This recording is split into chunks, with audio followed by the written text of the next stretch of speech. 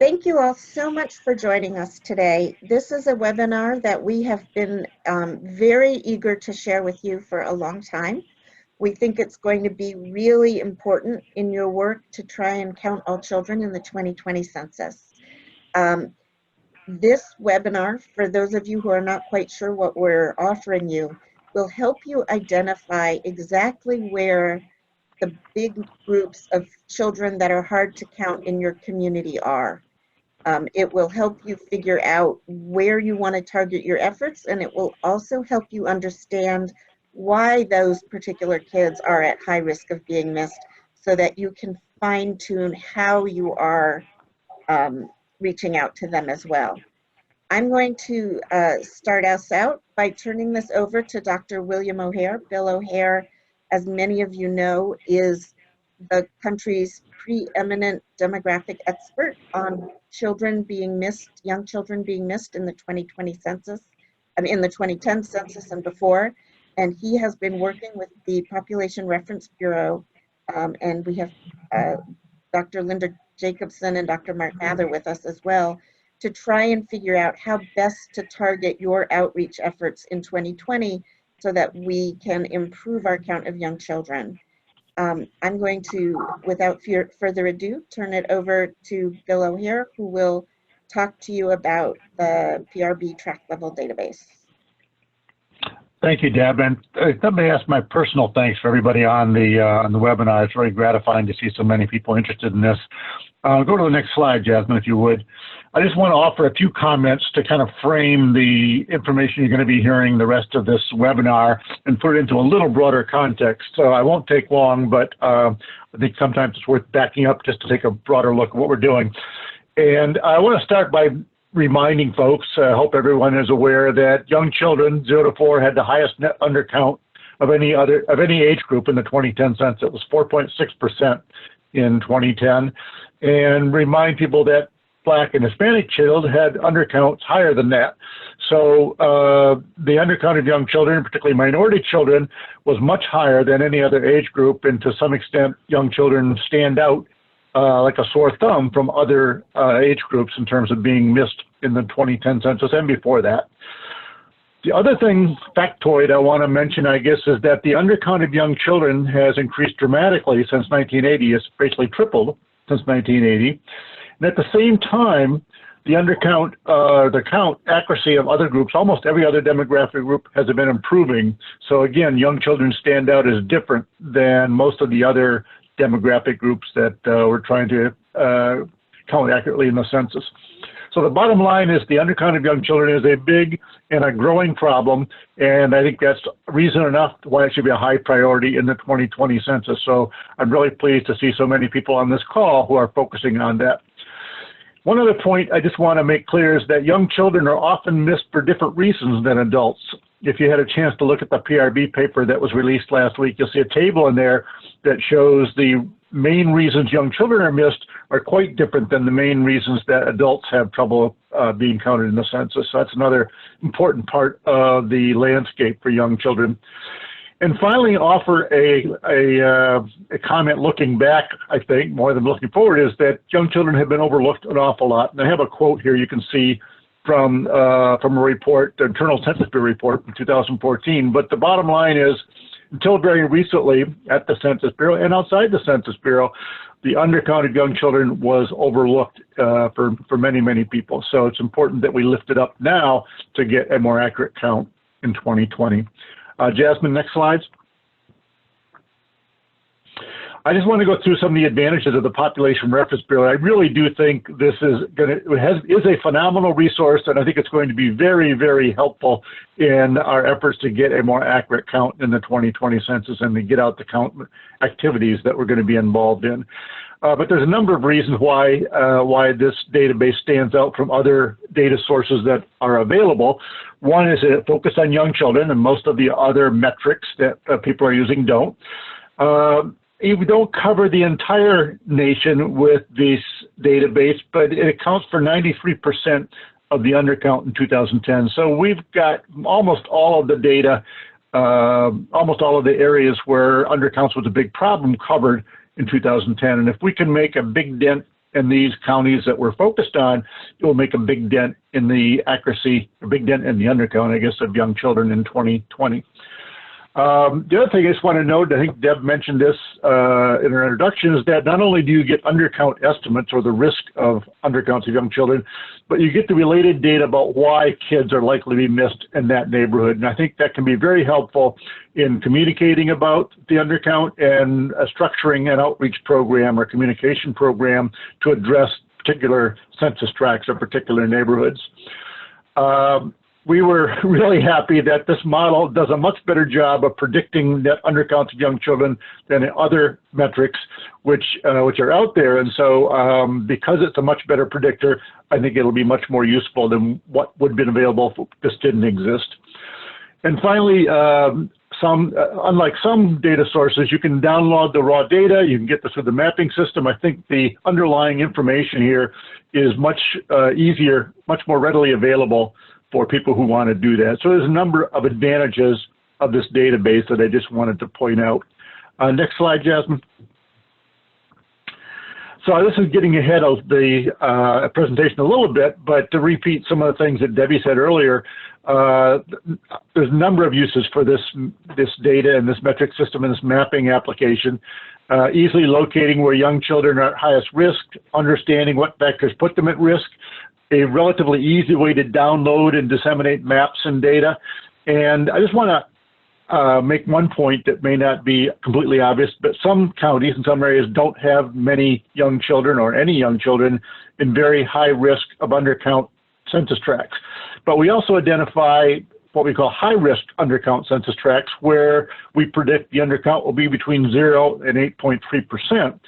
So for a lot of counties or a lot of places, those high-risk tracts are going to be important. And it's important to recognize that a lot of those tracts are where we think the undercount of young children is going to be 4, 5, 6, 7%, and that's not trivial. So we think this will be a useful application, even for those places where there's not a high number of kids living in the highest risk census tracts.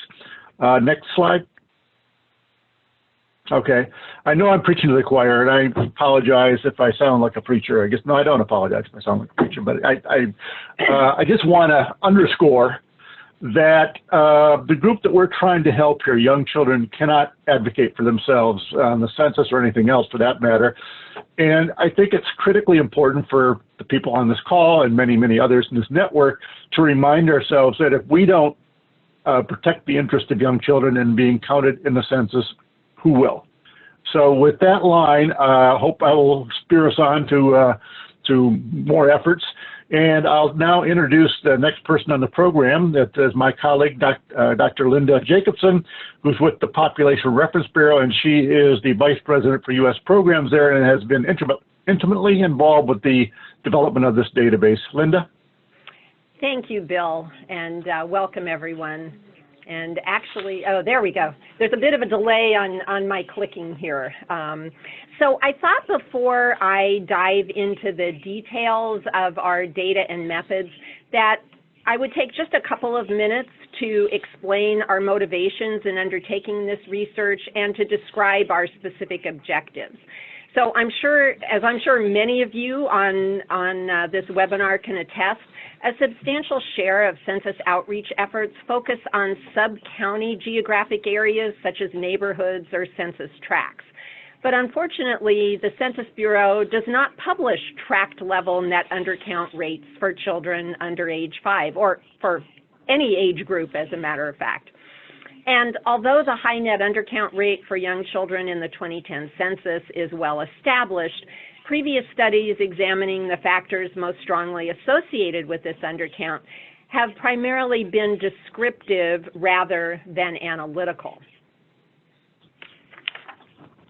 So to address these gaps, our objectives in this study were to conduct multivariate analysis to identify the factors that are best predictors of net undercount rates for young children, to use these analysis results to develop a new measure of current tract level risk of net undercount of children under age 5, To make this new risk measure and data on the key factors associated with child undercount available through both a database and an interactive mapping application. And then, of course, ultimately, the purpose of this work is to help child advocates like many of you listening today and others, complete count committees, other local nonprofit organizations, state and local officials, everyone who's engaged in efforts to achieve an accurate count in the 2020 census.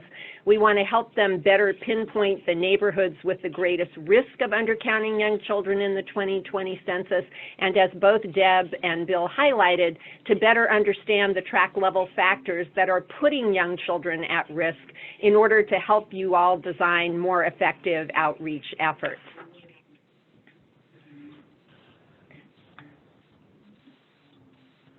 So, how did we do this? So the first thing we needed to get started was a set of county-level net undercount rates for children under age 5 in the 2010 census.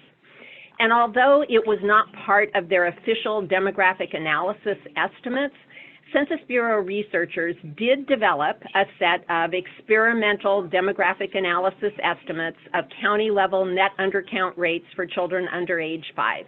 And they very generously agreed to share a portion of those estimates with us in order to enable this research. So we owe them a big debt of thanks. Without that, we would not have been able to conduct this research.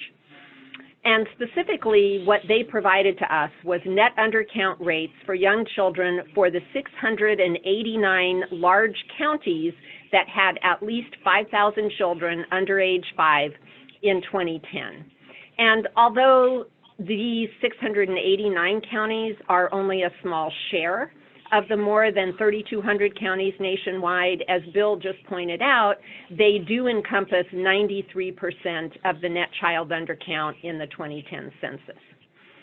So to complete our analyses, we also use data from the 2010 census, as well as from 3 different sets of 5-year estimates from the American Community Survey, the 2006 to 10, the 2013 to 17, and the 2014 to 18. So I thought it might be helpful to give you a sense of what these county-level undercount rates looked like that we got from the Census Bureau. So this table shows their DA estimates of net undercount, and DA is just demographic analysis. It doesn't take as long to say DA as demographic analysis. And these are the rates for young children distributed by county size for the 689 counties included in our study. And you can see here that across all the counties, the net undercount rate for children under age 5 was 4.4%. That's the very bottom row and the last column in the table. However, you can also see that this rate varied from 6.2% among the largest counties with total populations of 1 million or more, down to about 2.4% for those counties that had total populations under 250,000. So our analysis was divided into 2 parts, a county-level analysis and a tract-level analysis. So for the county-level analysis, we began by identifying a comprehensive set of potential explanatory variables that had been associated with child undercount in other research. And we grouped these 40 explanatory variables into the 6 domains that are shown here. So those are race and Hispanic origin, socioeconomic status, family structure and living arrangements, other demographic measures, housing, and then response rates from the 2010 census. And next, we used a correlation analysis to reduce this set of 40 down to a reasonable number that we could use in a multivariate analysis. So our final set of 21 variables were those that met 2 criteria. They had strong associations with the net undercount rate of children under age 5, and at the same time were not highly correlated with each other. So next, we developed multiple regression models to determine which of the 21 variables were the best predictors of county-level undercount rates in 2010. and what combination of these variables produced the best fitting model. And in doing this analysis, we found that the relationships between the independent variables and the undercount rate, in other words, for those statistician-minded folks in the crowd, the regression coefficients, were different in the largest counties versus the smaller ones. So throughout this talk, when I refer to the largest counties, those are the ones among the 689 that had total populations of 250,000 or more people, and the ones we term smaller are those with fewer than 250,000 in total population. So what we found is that these relationships were different between these two groups of counties. So we estimated separate models for each group. And we used what's known as a stepwise process to produce the best fitting model. This involved adding and deleting variables one at a time until there was no improvement in model fit when additional variables were added to the model. Our final models for both sets of counties included a total of 7 variables. One of the ways that statisticians assess the usefulness of regression models is by examining the percent of variance in the dependent variables that is explained by the set of independent variables in the model. So our 7-variable model explained 52% of the variance in net undercount rates for children under age 5 in the largest counties. But obviously that's a somewhat relative measure, right? It's like, is 52% good compared to what? So what we did is compare this to the explained variance that would be obtained from using 2 alternative measures that are currently available. One of those is the 2010 male return rate, and the other is the percent of children living in hard-to-count tracts. And those are defined as tracts that in 2010 had response rates of 73% or less. So as you can see, our model does a much better job than either of these alternative risk measures in explaining variation in county-level net undercount rates for young children. So 52% versus 17% for the male return rate and 20% for the children in hard-to-count tracts. And I will just note, though we don't have time to go through all the results here, but they're included in the methodology paper. The model did not explain as much variance in undercount rates for the smaller counties or the smaller county group. It was about 30% for our model, but it was still much better than the male return rate, which was only 13%, or the children in hard-to-count tracts measure, which was only 10% for the smaller counties. So what were the variables then that ended up in our final regression model? What are the factors we identified that are most predictive of undercount rates for young children? They're listed here. They're all percents. So they are the percent of children under age 5 living in families with incomes below 100% of the poverty level, the percent of young adults ages 18 to 34 with less than a high school diploma, GED, or alternative, the percent of children under age 18 living in female-headed households where there's no spouse present, the percent of children under age 6 living with grandparent householders, so in other words, living in a household headed by a grandparent, the percent of households that are linguistically isolated, which the Census Bureau defines as being households where no one ages 14 or older speaks English very well. This is also sometimes termed limited English speaking, so you may see both of those terms interchangeably. The percent of children in immigrant families, and those are families where either the child is foreign-born or at least one parent is foreign-born.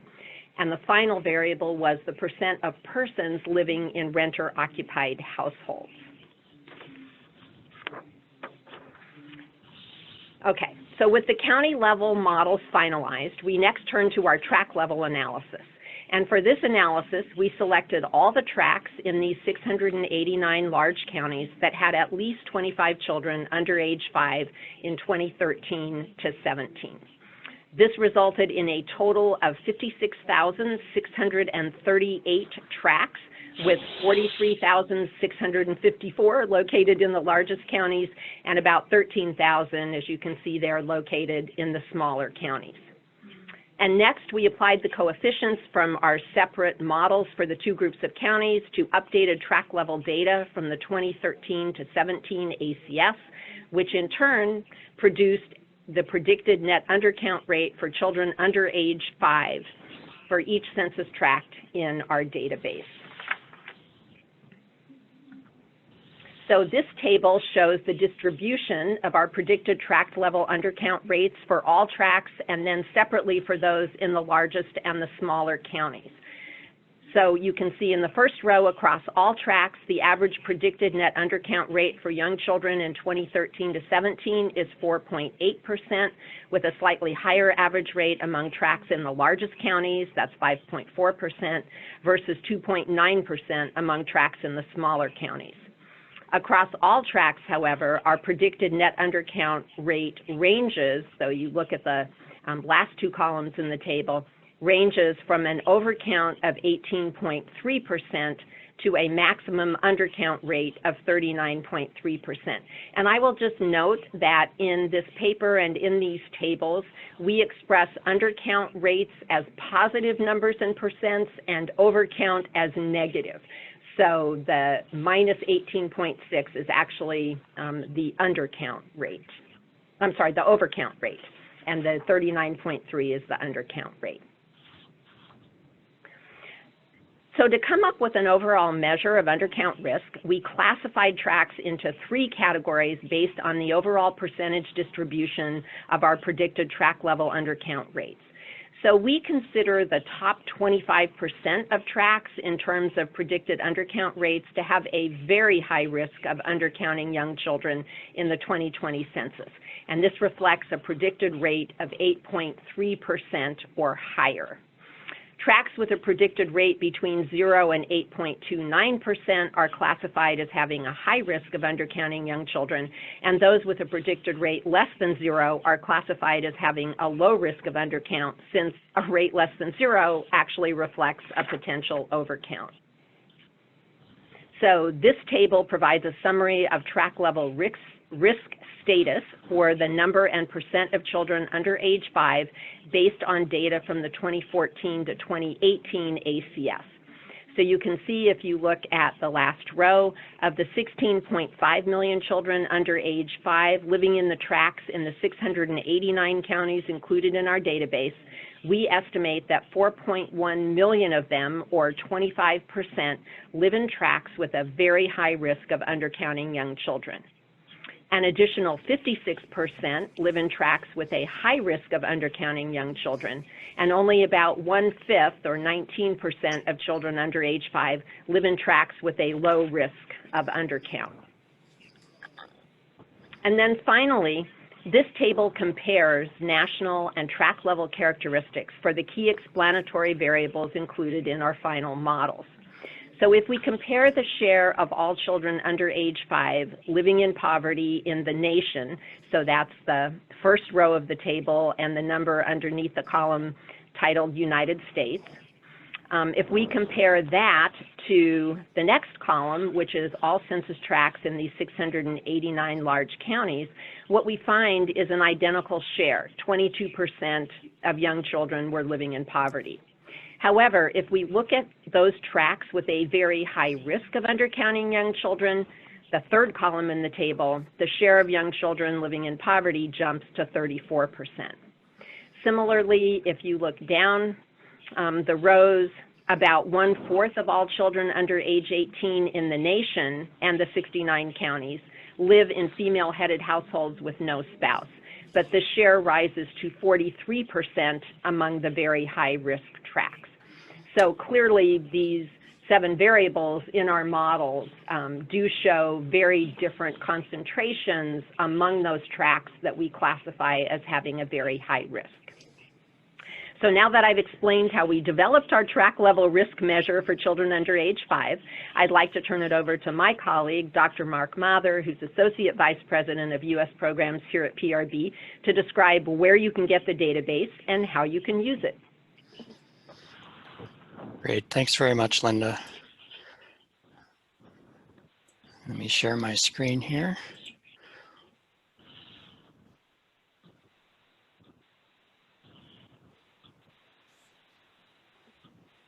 Okay, I'm going to briefly describe some of the high-level results of this work.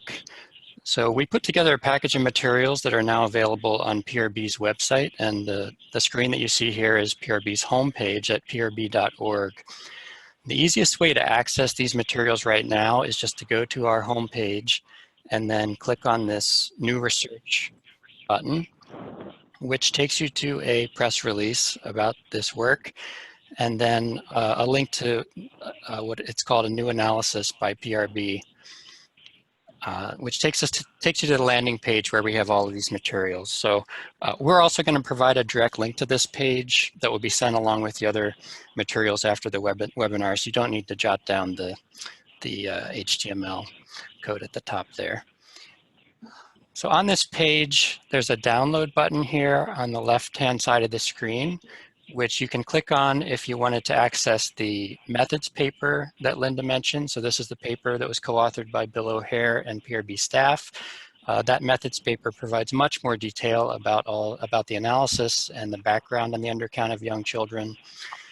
You can also download the database that both Bill and Linda mentioned, and I'm going to come back to that database at the end of this presentation. And then there's a series of map images. I don't know that people are going to need to access those, but it's basically a series of high resolution images for 11 large counties and cities across the country. And we thought that especially some journalists might be interested in having those.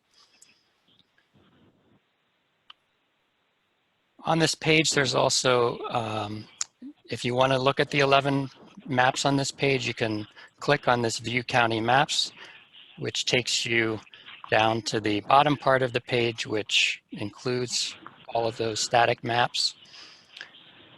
And then there's a link to explore an interactive map. And I'm not going to cover that because we have Stephen Romoleski here from City University of New York who's going to do that next. Okay, so Linda showed you a distribution of children by their tract level risk status.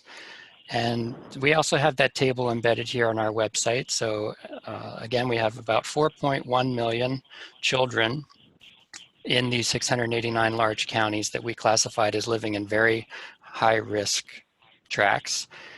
And that's about 1 in 4 children, or 25% of kids in these counties. However, we found that some kids are much more likely to live in these very high risk tracts than others. So if you look at the data by race ethnicity, you see that for among young African American children under age 5, almost half of them are living in these very high risk tracts. And then it ranges down to a low of 9% among non-Hispanic white children. It's also, the share is also quite high among young Latino children at 38%, and relatively high for all of the other groups. I would add one caution about the data for American Indians and Alaska Natives and some of these smaller groups, but especially for American Indians, because remember, this is only the 689 largest counties in the country. So you could, I think, arrive at a very different estimate if we had data for all of the counties in the country, including many of the rural areas where American Indians are most concentrated. So racial ethnic composition matters. And we also found that where you live matters as well. So there's differences in risk status across the large counties and cities that we looked at, whether it's the District of Columbia or Seattle or Miami or any of these different large counties and cities. And I'm just going to show you here the static map that we have for DC. And in this map, the dark blue areas represent those that have a very high risk of undercount. The areas that are shaded green are those that have a high risk of undercount, and those that are shaded yellow are those that have either a low risk of undercount or a potential overcount of young children. There's also in these maps some areas shaded white, which are the areas for which we did not have data. Looking across all of the tracts in DC, we found that about half of all kids, 53% under age 5, lived in neighborhoods that had a very high risk of undercounting young children. The corresponding share in other large counties and cities was often very different. So I'm sorry if this is making you dizzy, but I'm going to scroll down here to Miami-Dade County, which in that county, 84% of children under age 5 lived in those very high-risk tracts. And below that, this is King County, which includes Seattle, where only 12% of children under age 5 lived in these high-risk tracts. So going back up to Washington again, it's not surprising, I think, to people that there are also pretty big differences within these counties. So for example, if you're a child growing up in DC, if you're a child under age 5, you're much more likely to be counted if you're living in Northwest DC as opposed to in Northeast or Southeast DC. And we found those kinds of differences pretty common across all of these large counties and cities that we profiled in this page. So what's driving these geographic differences? Well, that's where looking at some of these key factors that predict the child undercount risk come into play. So within the District of Columbia, we found 64% of kids, so within tracts in DC that have a very high risk of undercounting young kids, 64% of children live in female-headed households with no spouse present. And that's compared with only about a quarter, 25% nationwide. So that looks to be one of the key factors in the District of Columbia that's contributing to this high share of kids who are at risk. If you scroll down to Miami again and look at that table, you see that the share of kids living in female-headed households with no spouse present is much lower at 35% in those very high-risk tracts. And what seems to be driving this in Miami is the high share of children under age 18 living in immigrant families. So we see lots of geographic variation, not only in the level of risk across the different tracts, but also in terms of the types of factors that might be driving these different levels of risk. So the database that we developed is really, the purpose of that is for people who want to dig deeper into the numbers and look at these kinds of tract level differences. You can explore in any given tract the undercount risk, and let me see if I can just pull up. Are you able to see my Excel spreadsheet here? No.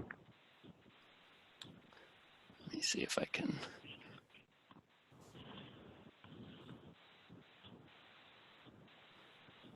Okay.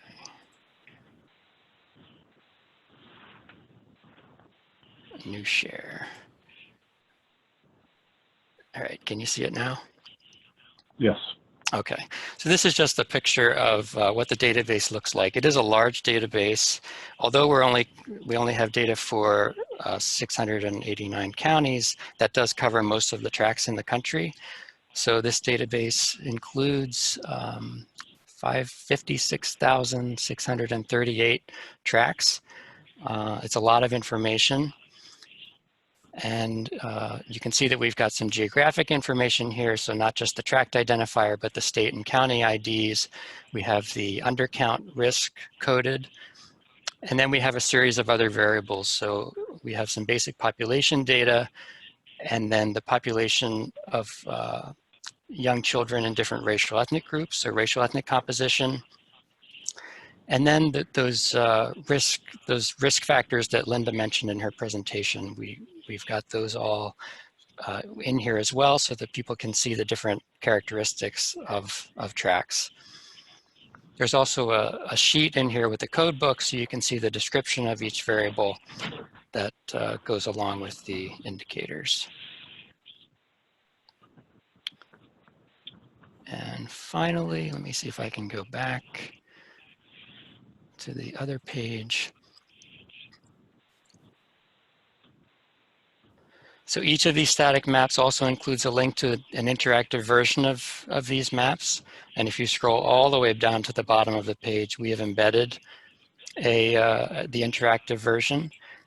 And that's a good segue to Stephen Romoleski. I'm going to turn it over to Steve, who has been our partner in this project at the City University of New York, and he's going to talk about the interactive map that he developed. Thanks very much, Mark. Can you hear me okay? Yep.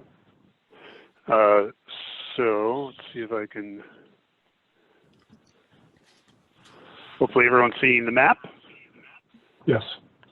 So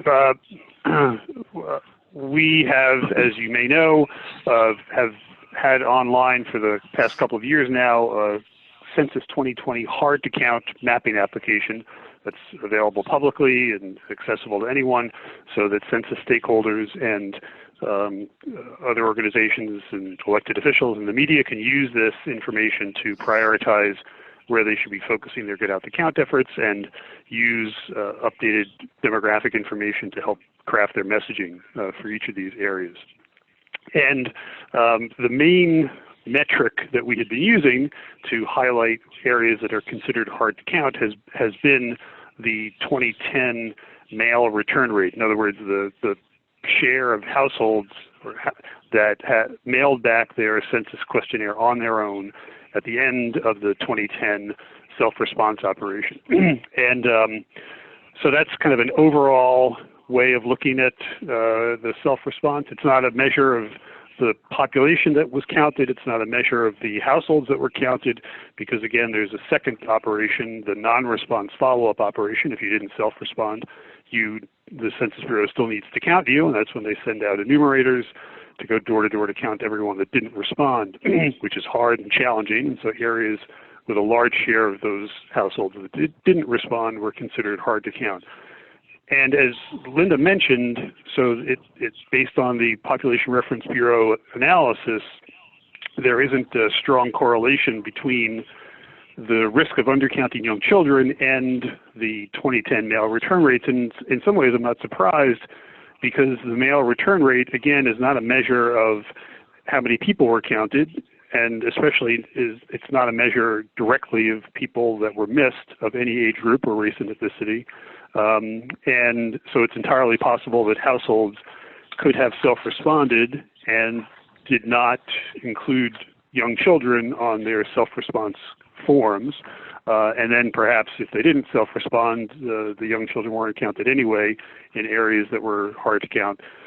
But anyway, so now we've been able to work closely with the Population Reference Bureau to incorporate their information into the hard to count map as, in effect, another layer of information that you can view on the map, and you can access detailed information county by county, tract by tract, to help inform your get out the count planning and your census outreach and education. So this particular view of the map is zoomed to Cook County. I'll zoom in a little bit more, which contains Chicago. At the top here, there's an easy way to search for whatever geographic area you're interested in, including street address, county, city, state, zip code, etc., as well as congressional districts and state legislative districts. So I did a search for Cook County, and it highlights the extent of the county, and it also shows on the left, let me scroll up to the left-hand panel here. The left-hand panel provides some basic information about the geographic area that you're looking at, including the number of people based on the latest census estimates that live there, and how people will be invited to participate in the 2020 census. And then below that, there's a drop-down list where you can access different types of information about the area, whether it's a census tract or a county or a state, including the self-response rates from 2010, internet access information, and now we've added the category of risk of undercounting young children. And so at the county level, this shows in this case 40% based on the Population Reference Bureau data, 40% of children under age 5 in Cook County live in census tracts that have a very high risk of undercounting young children. We provide some background about that down below, including a link to the Population Reference Bureau report, and then a note that if you want to drill down a little further, if you click the tract option at the top of the panel, like I'm going to do now, and then if you click on the map again, it will highlight the census tract that you've clicked in and provide an indication of whether it's low, high, or very high risk of being undercounted, like it shows here in the left-hand panel. And then it gives an estimate, the latest estimate of the number of children under 5 that live in that tract, and then the detailed population estimates of the characteristics that went into the Population Reference Bureau analysis. And so you can use this to not only see where the tracts are by risk of undercounting young children, but then for each one, you can access and understand exactly why they have a likely risk of being undercounted. I'll zoom in a little bit more. You can control the display of the map. In the left-hand panel here, there's an option to turn on or off the maps layer, the yellow, green, and blue census tracts based on the undercount risk for young children. If you turn that off, you'll see the tracts highlighted in orange to red based on the 2010 mail return rates, and you can see in the legend on the right what that means. And either in the left-hand panel, when you have the risk of undercounting young children section turned on, or in the legend itself, you could easily go, you could easily go back and show that layer again of the risk of undercounting young children. And then there's a lot more you could do with the map, but let me just mention one other thing specific to the data that the Population Reference Bureau put together. So I clicked on a single tract, and you can click on each and every tract and get detailed information about it. But maybe you're interested in seeing where all of these tracts are and what other characteristics they might have in order to, again, help prioritize your work. So we've added recently an option in the top right here where it says Advanced, which gives you the ability to highlight census tracts within a county based on one or more population characteristics. So in this case, I'm going to use this drop-down list on the left where it says number of, percent of, or index.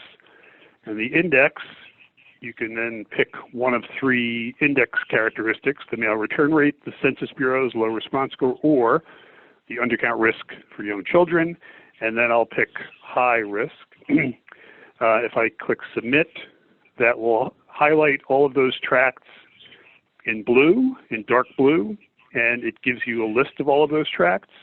And if you scroll down, you can download an Excel file for all of the data that we have in the map, including the risk information for undercounting young children for each and every tract that you selected that's displayed on the map. But then you can also combine this with other characteristics. So if I click Add Filter, I'll click percent of, and then I'll pick kids under 5, and I'll say greater than 10. Click Submit, and then so that narrows it down a little bit. I'll hide this for a second. That's just 45 tracts. It looks like they're kind of spread out across the county. I can go back in and change this. So I'm going to remove this filter and add a filter and choose the percentage of households with no internet access. That's more than, I'll say, 25. And then I'll click Submit. And that highlights these tracts here. So these tracts highlighted in blue are tracts where there's a high risk of undercounting young children and where 25% or more households have no home internet access. And again, as you saw, you can combine any of the characteristics that we have based on the data that's in the map, including the information that the Population Reference Bureau has used for their analysis again, to help hone in your get out the count efforts and really understand where you should be focusing your work and what the messaging should be. So those are the highlights of the hard to count map as it pertains to the new analysis from Population Reference Bureau. I'll turn it back over to the moderator so we can wrap it up and then take questions, and we can talk further about how to access and use the data. Great. Thank you so much, Steve. Let's leave your, well, I was going to say let's leave your screen open because people might have specific technical questions. So this is the time for you guys to be able to ask your questions about any of this. And please remember to do so by using the question and answer box. We don't have any questions in there. I'm having a hard time believing you don't have questions. So please go ahead and type them in. But while we are, oh, here we go. One of our questions is, will City University of New York be hosting webinars for how to best use or leverage the hard to count map during the self-response and NERFU period, especially for non-map and stats people? So Steve, that is obviously for you. Sure, we've done a number of webinars already, and we could certainly do some more. Perhaps we'll organize something through the Funders Census Initiative and or Census Counts so it gets out to the broadest audience. We did just recently, the days are a blur now, but maybe yesterday, the day before, we did a webinar with FCI and Census Counts about how we'll be incorporating the Census Bureau's day-by-day self-response rates from 2020 into the hard-to-count map, and how organizations and stakeholders in general can use that. And we'll be, along with other census experts, will be analyzing that information and publishing that on a weekly basis, so people will have access to that. Then throughout the self-response operation, and the map will continue to be online during the non-response follow-up operation. And I see another question about, is the hard-to-count map embeddable? Yes, it is. If you've zoomed to the area excuse me, of interest, and you want to be able to use that map and embed it in your website, you simply go to the Share Map option up here, and that opens a little window where you can copy the link, or you can copy a shortened link like this, and then use that to embed it into your website. Great, Steve. And Steve, I believe that the webinar you're referring to about the real-time response rates is available on the Funder Committee website, right? That is correct. Right. So, or if it isn't yet, it will be soon. Right. So I'm going to answer the next question, which is, will this webinar be available to share with others who may have missed it? If so, where may we find this information? Yes, we're going to be posting it on the Partnership for America's Children's YouTube site on Count All Kids, and we will also send .org. So those are two separate places, and we will also send out the recording, the slides, a companion paper by Dr. O'Hare that walks you through some different ways to use this information, and more resources from PRB to everybody who registered for this webinar, whether they were able to join us or not. So when you get it, you'll be able to forward it to other people that you want to see it. So yes, it will absolutely be available, and we would be delighted to have you share it as widely as you can. In fact, we particularly encourage you to share it with your local complete count committees. The next question that I'm going to ask the panelists is, of the 189 counties in your universe, which ones had the greatest percentage of young kids living in tracts with a very high risk of undercoverage? For example, Miami-Dade was 84%. Was any other county higher? So that's a great question, and I don't know the answer off the top of my head. Mark, do you have the file we sent to Steve handy? You might be able to open that as the Excel file and sort it quickly. It might take me a little Actually, while. I have this. You This have is it, Bill. Bill? I have that. If you, yes, Starr County, Texas, 97.7% of children there live in very high risk of undercount census tracts. Miami-Dade is second with 84%. Next after that is Bronx, just to give you a little more flavor.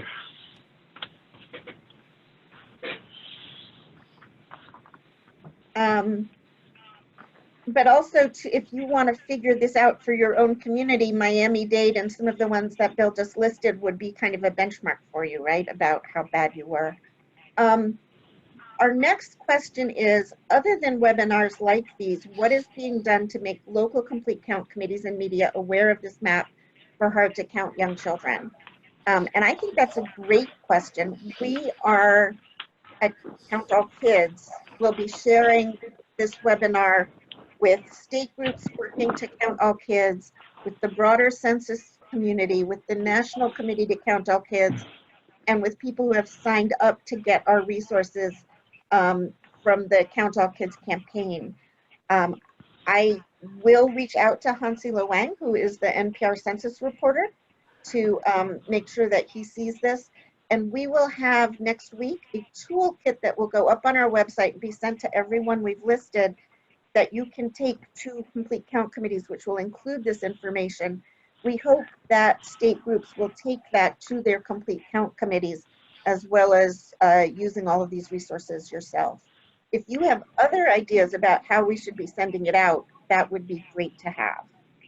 So Deb, this is Linda. I just want to jump in here and add that when we released the report and all the materials that Mark just showed on PRB's website, we also did put out a press release on PR Newswire, and we individually contacted journalists, including Hansi, to make sure they were aware of this report, and so we've done that kind of specific outreach already as well. Great, thank you, Linda. Please do go ahead and put in more questions, and while you're doing that, because we do have time for a couple more, while you're doing that, I do want to read a comment from Amy Swan at Kentucky Youth Advocates to all the panel, which says, please share our sincere gratitude to Bill, PRB, and CUNY for this amazing, and that's in all caps, resource to help us target our limited resources. So please know that your hard work on this is being very much appreciated. And there's also a question about working with you more on a particular topic, which we will send you after the webinar. And somebody else just typed, yes, I reiterate the huge thanks and gratitude you just read out. Do we have any more questions for our panelists while we have them on the line so they can answer them live? I'm showing 6 open questions, but they're not showing up on my screen. Yeah, this is Bill. Just while we got a minute, I want to note people on February 22nd, the Census Bureau is going to have a launch of their effort for young children, and I don't think they're going to talk about this map, but it may be an opportunity for people on this call to raise the availability of this if journalists get interested in that event on the 22nd. Bill, that's a great reminder, and we may be getting social media resources from the Bureau about their event on the 22nd of February, and if we do, we will share them with everybody in all that list of resources that I already mentioned, so that you can help use February 22nd as a day to lift up the need to count young children.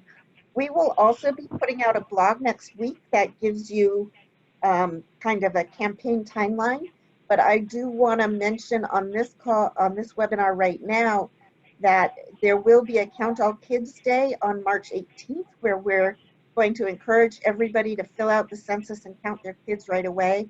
We picked that date because it is the first day where every household should have the invitation to go online or call in the response to the census. And we will also have special campaign materials for April 1st, and those probably will have a focus on people living temporarily in households, because we know a lot of kids get missed on because they're temporarily in households but have no permanent home.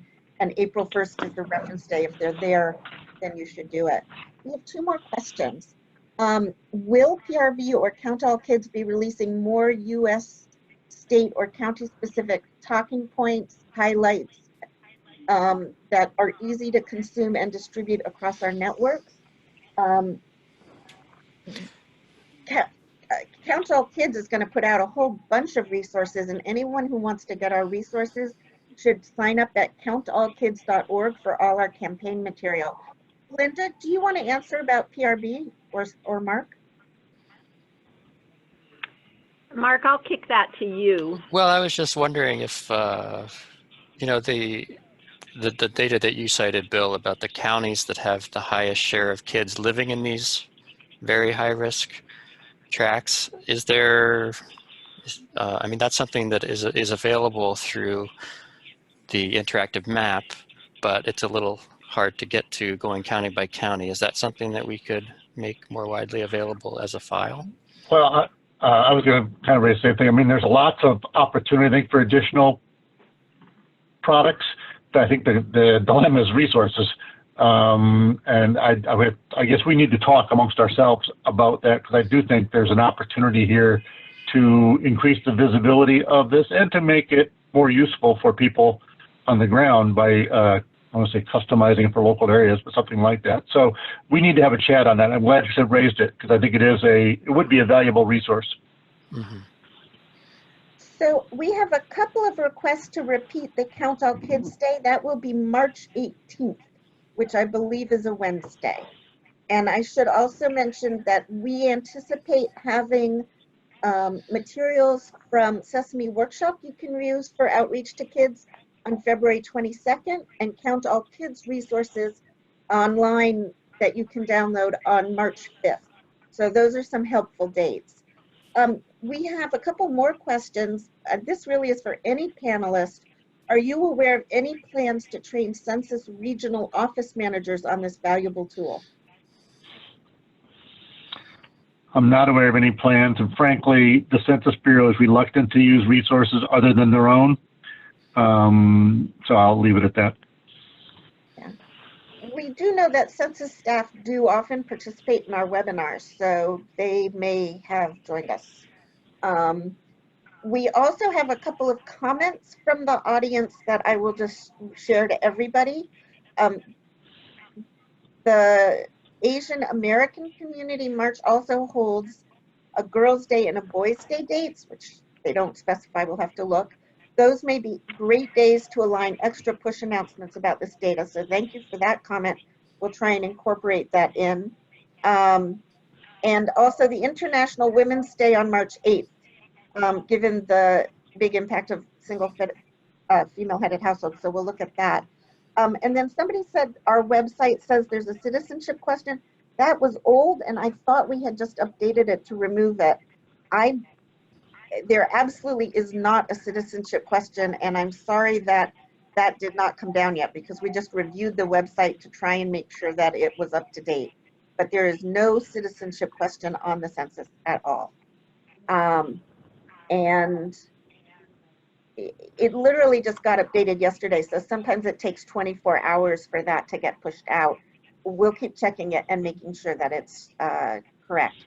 There is no citizenship question. Thank you for the link so that we can check it. Any more questions, or should we close this webinar out? It looks like we are done here. I want to repeat what all of our, what many of our audience have said. Thank you so much for joining us today, Bill and Steve and Linda and Mark, and even more importantly, thank you for this phenomenal work, which I really do believe will greatly improve our counting of young children. We just had somebody else say thank you for your great insights to all the panelists. So I am so thrilled we could offer this to you. We will send it out, the recording, the slides, and the other materials in the next few days. And if you have additional questions, please let me know. All of us really want to make sure that this is as usable as possible and that it helps count kids. So thank you all very much for joining us today, and have a great day. Thank you. Thank you. Thank you.